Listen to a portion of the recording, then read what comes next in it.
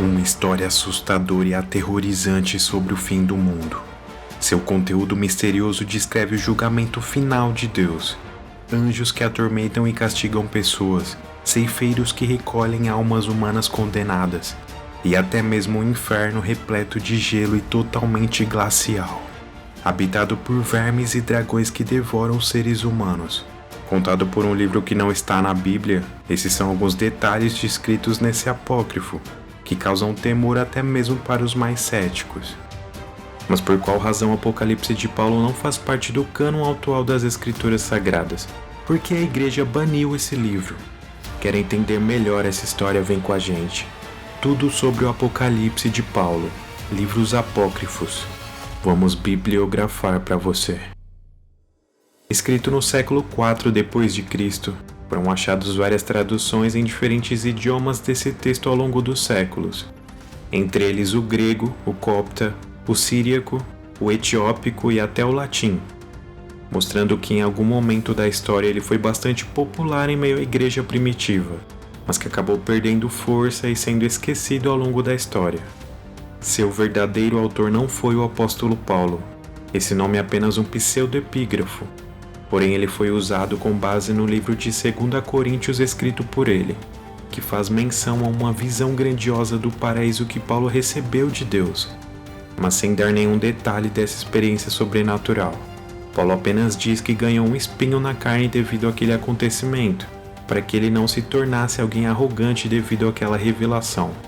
Conheço um cristão que há 14 anos foi levado de repente até o mais alto do céu.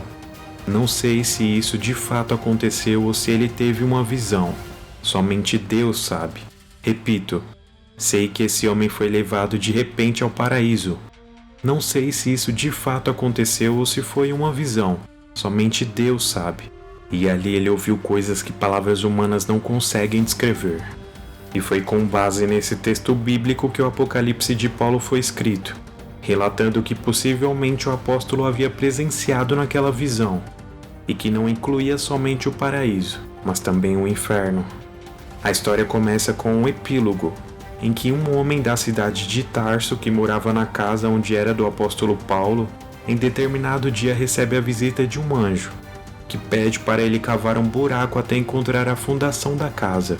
E assim que ele obedece aquelas ordens, o homem acaba encontrando uma caixa de mármore enterrada ali, que continha as revelações que Paulo havia escrito sobre a sua ida ao paraíso.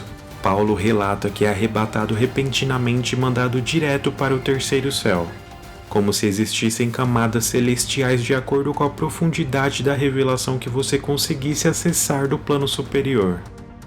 Paulo fica diante de um anjo que passa a guiá-lo no decorrer da história, respondendo suas perguntas e tirando suas dúvidas das coisas que ele via e não tinha entendimento.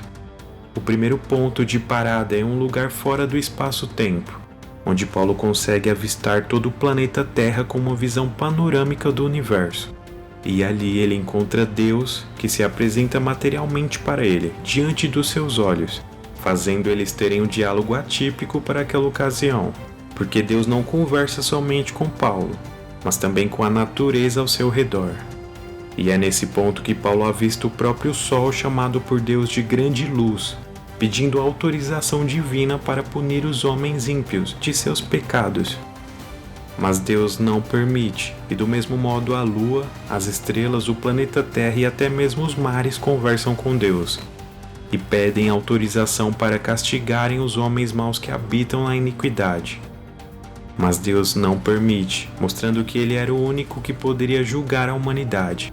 Também é revelado que todos nós temos um anjo da guarda que nos vigia todos os dias individualmente, anotando em um livro todos os nossos atos cometidos na terra, sejam eles bons ou ruins, para serem apresentados para Deus no dia do juízo final. Tudo o que é feito por vós, os anjos relatam a Deus, sejam ações boas ou ruins. Então um anjo leva Paulo para um lugar repleto de luz e seres celestiais, e explica que todas as pessoas no pós-vida se encontram no mesmo lugar, pois só existe um caminho para seguir depois que morremos.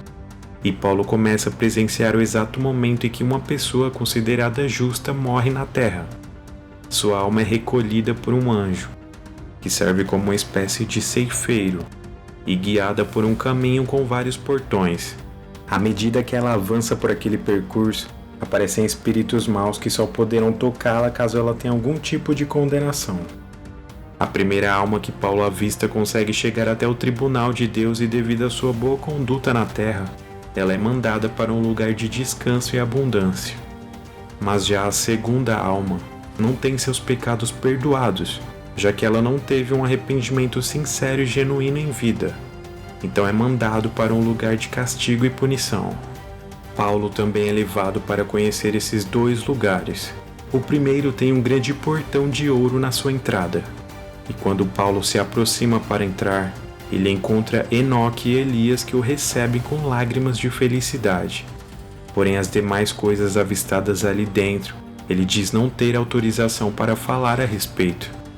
Paulo é levado para o segundo céu, e ali ele avista um enorme oceano, com uma terra muito brilhante e cheia de luz, com árvores e frutos por toda parte. Até que ele é colocado em um navio de ouro que navega por águas claras e cristalinas em direção a uma cidade, chamada de Cidade de Cristo, que é o local onde os salvos ficam aguardando a volta de Jesus. A cidade também era feita de ouro e tinha grandes torres, com muros e portões rodeados por um enorme lago. Paulo é recepcionado nos portões pelos profetas, Isaías, Jeremias, Ezequiel, entre outros. Na direção norte da cidade estava Abraão, Isaque e Jacó, e outros santos, incluindo Davi, que tocava e cantava salmos para glorificar a Deus. Mas ele não fica ali por muito tempo, e sua jornada continua navegando pelo grande rio, até chegar em outro ponto totalmente diferente do primeiro. Um lugar que não tinha luz e era habitado por trevas e tristezas profundas, com um grande rio de fogo no centro. Existiam pessoas mergulhadas sobre ele sendo queimadas vivas. Ao lado também ficava um grande abismo que não tinha fim. Sua profundeza era infinita e pessoas eram lançadas a todo momento dentro dele, por anjos que mais pareciam demônios com chifres e aparências assustadoras. Em outro local estavam pessoas nuas, com mãos e pés cortados, mas era um lugar de gelo e de neve congelante, que tinha vermes por toda parte, enquanto alguns eram atormentados por feras atravessados em um espeto. Outros eram atormentados por dragões e criaturas aterrorizantes que se alimentavam delas. Todas as almas que sofriam nesse lugar eram aquelas condenadas pelo tribunal, que enquanto estavam em vida não teriam ajudado os órfãos e as viúvas, se deixando entregar perante as vontades pecaminosas do mundo. Ele também é levado para um jardim onde estava a árvore do conhecimento do bem e do mal, que o anjo faz questão de afirmar ser a mesma árvore pela qual a morte havia entrado no mundo, e não para por aí. Próximo dali estava outro lugar que não era quente nem frio, e que tinha um poço coberto com uma enorme tampa, mas o anjo dá autorização a Paulo para ver com seus próprios olhos o que existia lá dentro. E assim que o poço é aberto, imediatamente tudo é coberto por um cheiro tão forte e insuportável que Paulo descreve superar os outros tormentos até então. Muitas almas sofriam ali dentro, e aquilo emociona o apóstolo, que chora e pede misericórdia a Deus por aquele sofrimento. No mesmo instante os céus se abrem e Cristo aparece diante deles no meio das nuvens. E o mais curioso é que depois de uma conversa com Paulo, ele decide dar um dia de descanso para aquelas almas condenadas naquele castigo. E nesse clímax tão glorioso, Paulo é transportado novamente para o seu corpo físico e termina a carta relatando que escreveu aquelas revelações e deixou enterrada dentro de uma caixa na casa em que ele morava em Tarso. Voltando para o começo da história. Por não ter uma fonte confiável, já que as várias traduções que temos desse apócrifo são duvidosas e diferentes umas das outras, omitindo partes e modificando contextos da narrativa, o Apocalipse de Paulo nunca fez parte da Bíblia. E desde que o cânon oficial foi criado, a Igreja passou a tê-lo apenas como um registro histórico, de uma época antiga, servindo apenas para fins acadêmicos e estudos teológicos sobre a literatura apocalíptica judaica. E apesar desse apócrifo trazer uma mensagem positiva sobre a salvação ser conquistada através de boas obras aqui na Terra, Nós sabemos que na verdade é pela graça de Deus que nós somos salvos, pois somente através do sacrifício de Jesus Cristo que a remissão dos nossos pecados pode acontecer, e não o contrário. Independente das condutas que tivermos nessa vida, somente Deus tem o poder de julgar alguém e, portanto, determinar o nosso destino. Mas a misericórdia de Deus é muito grande e o seu amor por nós é tanto que quando estávamos espiritualmente mortos por causa da nossa desobediência, Ele nos trouxe para a vida, que temos em união com Cristo. Pela graça de Deus vocês são salvos. E se vocês chegaram até aqui, se inscrevam para nos ajudar.